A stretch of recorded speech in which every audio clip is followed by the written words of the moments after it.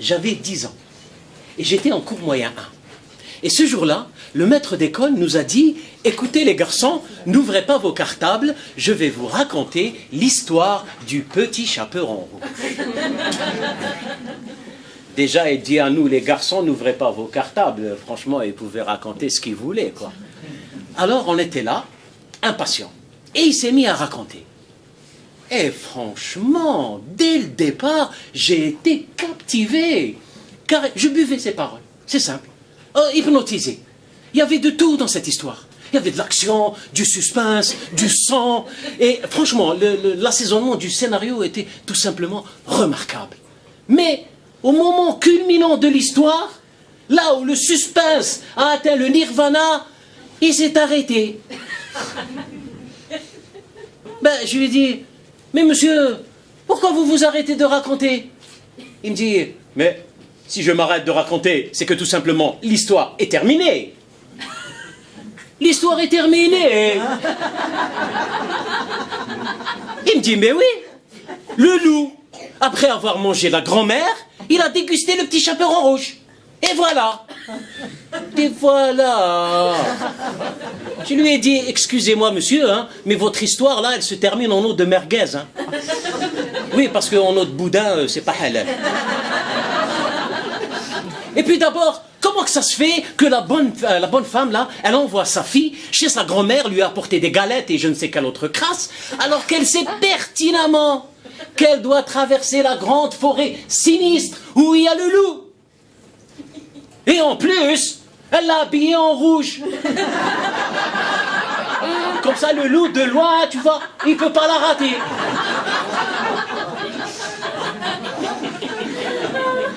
Alors le maître d'école, il me dit, bon, écoute-moi bien, Farid, s'il te plaît. Si tu veux connaître le pourquoi du comment, eh bien, tu demandes à Perrault. À Perrault. Je lui ai dit... excusez-moi monsieur, mais je ne sais pas si vous vous rendez compte de ce que vous me dites là. Je suis un gamin, hein. Et puis vous savez très bien que boire de l'alcool, c'est interdit. C'est haram.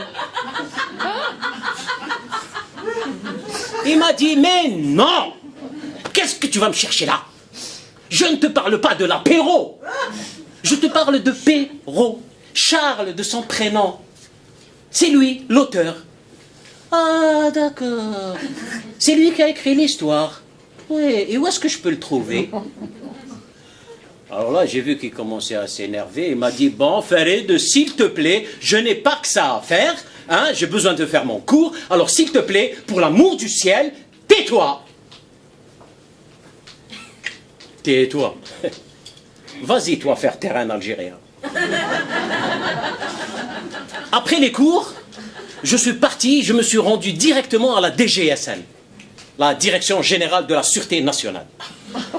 Là, j'ai consulté tous les archives de la brigade criminelle. J'ai interrogé quelques fantômes et je leur ai fait cracher le morceau. Scanné quelques grimoires qui franchement me semblaient suspects. Et j'ai même torturé une sorcière. Pourquoi? Je ne sais pas, mais ça m'a fait plaisir. Voilà. Alors mon rapport est accablant. La première chose que j'ai découvert, c'est que Charles Perrault, il est mort. Et cela dit, c'est bien fait pour sa gueule. Hein. Ah oui, il a échappé belle. Hein. Parce que si je l'avais attrapé, je l'aurais dit ce que je pense moi de son histoire. Alors, la bonne femme, pourquoi elle a envoyé sa fille à l'abattoir? Parce qu'elle voulait tout simplement vivre. Elle voulait profiter de la vie. Elle était jeune encore, et très belle. Elle avait de longs cheveux noirs qui lui tombaient sur une poitrine généreuse portée par un corps de contrebasse. Rester tout seul, ce serait du gâchis, quoi.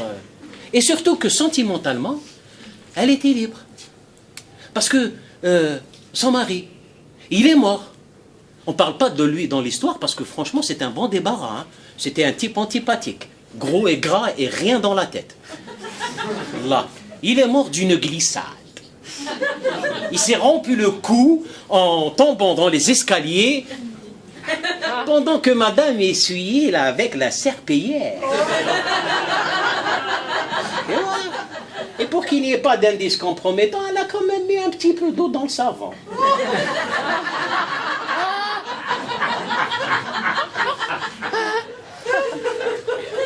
Alors,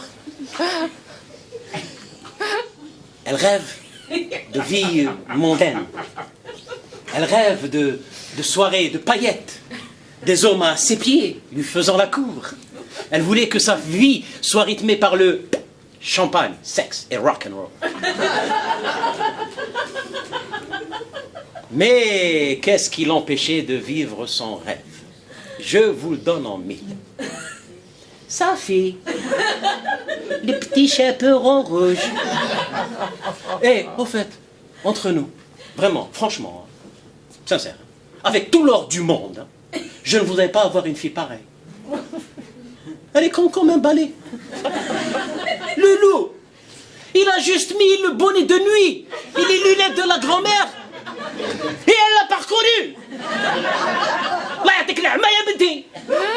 Le loup, c'est le loup. Et si seulement c'était juste une bigleuse. Elle est à longueur de journée accrochée au jupon de sa maman à lui poser des questions aussi bêtes, stupides, biscornues les unes que les autres. Du style, maman, pourquoi tu as les cheveux si longs? Ou alors, maman, pourquoi tu as un gros derrière? Bon, au début, elle lui répondait. Elle essayait de trouver des réponses plus ou moins antiques. Mais à la langue, tous les jours, du matin jusqu'au soir, en pleine nuit, Adjaba. Elle la réveille, elle lui dit, maman, pourquoi tu dors les yeux fermés?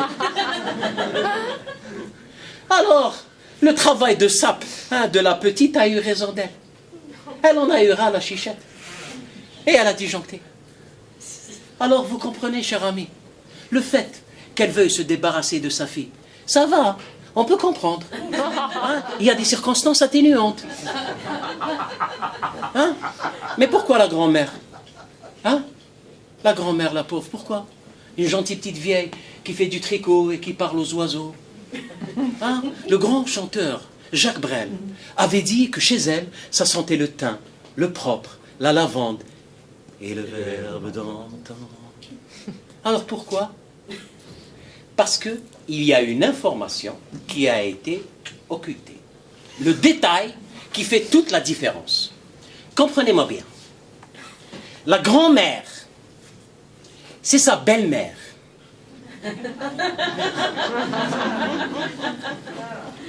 Et que cette vieille était aussi riche que Crésus.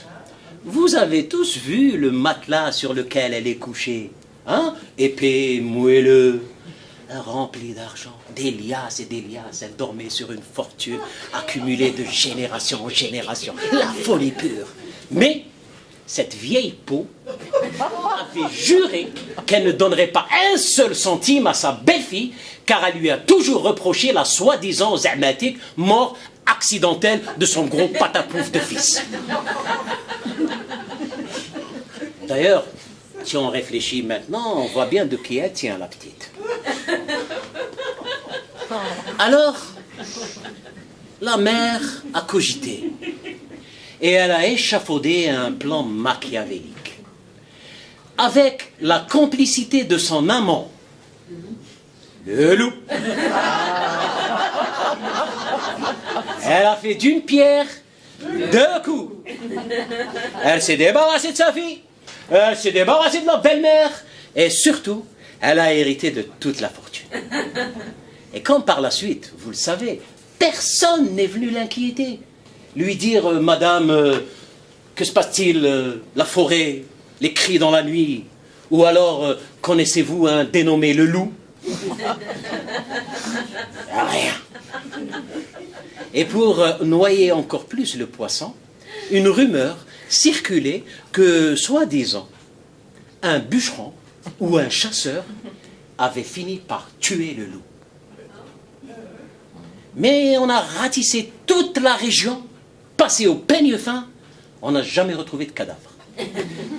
Pas de cadavre, pas de crime. Le jour où le dossier du double homicide a été classé, ce jour-là, la belle et la bête se marièrent, ils vécurent longtemps et eurent une flopée de petits loups-garous.